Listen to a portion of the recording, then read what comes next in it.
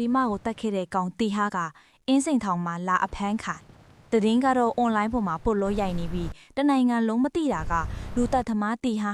အရန်လေပြီးတနိုင်ငံလုံးကိုလှည့်စားလိုက်တာပါပဲမှုခင်းဖြစ်ပြီးမကြဘူးထိုင်းနိုင်ငံကရဲတပ်ဖွဲ့တွေက CCTV ချက်ချင်းချပြတယ်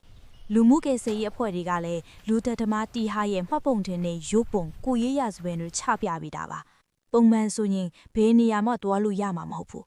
ဒါပေမဲ့အခုကတနိုင်ငံလုံးကိုချပြလိုက်တာကသူကလက်ရှိမြန်မာနိုင်ငံမှာရောက်ရှိနေပြီး3ရက်အတွင်းအင်းစိန်ထောင်မှာလာရောက်အဖမ်းခံမယ်ဆိုတော့သူကရန်ကုန်မှာရောက်နေတာလား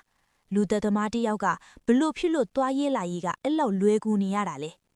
မဲဆောက်ကနေထိုင်းနိုင်ငံကိုဝင်သွားလိုက်မြန်မာနိုင်ငံကိုဝင်သွားလိုက်နဲ့လူသက်သမားကအသလောက်ကိုသွားလာရလွယ်ကူနေတာလားတေချာတာကတော့တနိုင်ငံလုံးကိုလှည့်စားလိုက်တာပါ